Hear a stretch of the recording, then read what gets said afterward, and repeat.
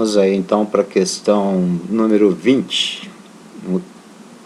Na questão número 20, ó, em uma pesquisa de mercado realizada nas cidades de São Paulo e de Santos, cada entrevistado teve de escolher apenas uma entre 6 marcas de sabonete. O gráfico de radar indicam os resultados dessa pesquisa nas duas cidades. Por exemplo, 5 pessoas escolheram a marca A em São Paulo. Tá aqui, ó. 1, 2, 3, 4, 5. 3 pessoas em Santos. Ó, 1, 2, 3 pessoas em Santos. Você conta a partir do centro quantos riscos você tem aqui, ó.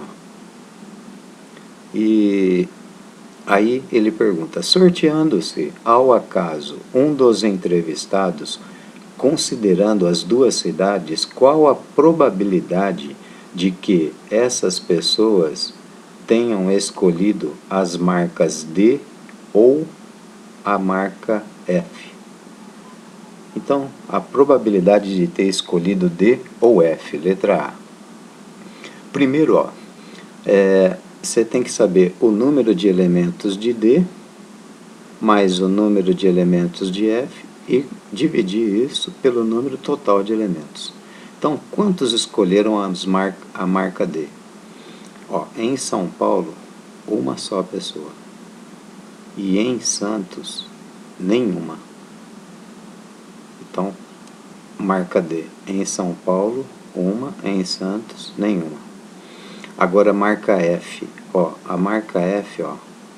1, 2, 3, 4, 5. E aqui também, ó. A marca F aqui, ó. 1, 2, 3, 4, 5. 5 pessoas da marca F. E embaixo o total. O total de entrevistados em São Paulo deu 24 pessoas. E o total de entrevistados em Santos, 20 pessoas. Pronto, aí você soma. Vai ficar 11 sobre 44. Simplifica, divide por 11, né? Dá 1/4. Bom, agora a letra B, a pergunta é um pouco mais complicada. Você tem que ficar um pouco mais atento. A mesma pesquisa foi realizada na cidade de Campinas, com 17 pessoas. A marca F foi a única mais votada, com 6 escolhas. A marca C foi a menos votada, com nenhuma escolha. E nenhuma marca obteve apenas um voto.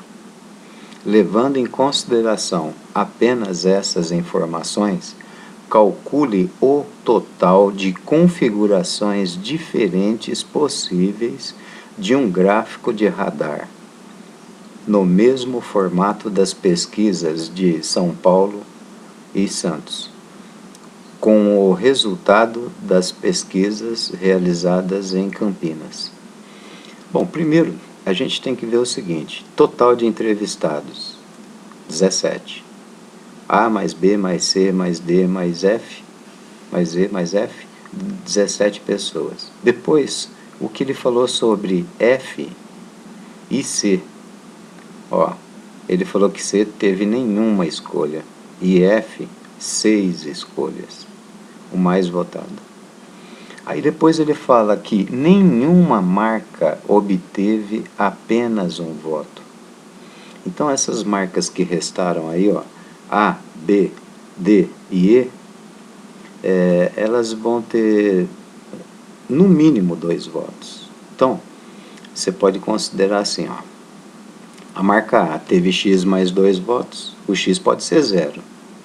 E aí, no mínimo, 2 pessoas escolheram a marca A. Nenhum obteve apenas um voto, né? Então, todos os valores ficam mais 2. X mais 2, Y mais 2, Z mais 2 e T mais 2. E onde o X, o Y, o Z, o T pode ser até 0. Aí cada um ficaria, não todos, né? Porque a soma tem que dar 11. E aí você teria nenhum com apenas um voto. Mas você vê que aqui, ó, ele fala,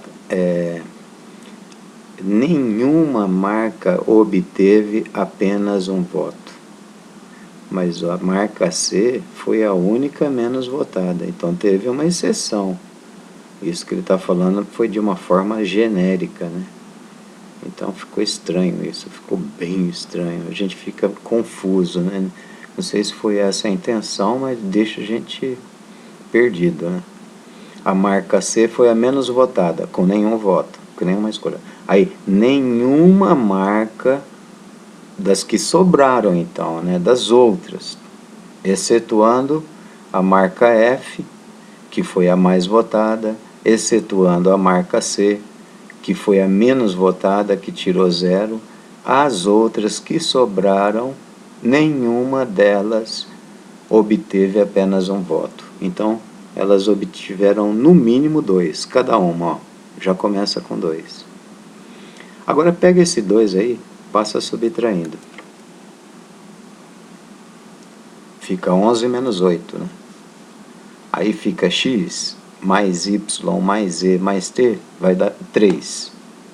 A soma, para dar 3, ela tem várias configurações possíveis. E um jeito interessante de você obter é assim, ó.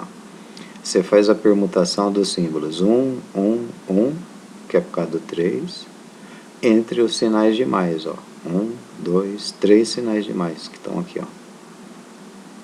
Aí você vai ter todas as possibilidades, quando você faz essa permutação, todas as possibilidades de soma igual a 3 e possibilidades dos valores, né? X, Y, Z e T. Fica em algarismo romano aí e fica aquela ideia de que quando não tem nada entre os sinais de mais, ou antes ou posteriormente, aí significa que X é 0 ou T é 0, ou Y e Z, se for entre eles, né? Então tá aí, essa permutação. Essa permutação é a permutação dos 6 símbolos com repetição de 3 e 3. Agora, tem alguns professores que gostam de usar uma combinação com repetição.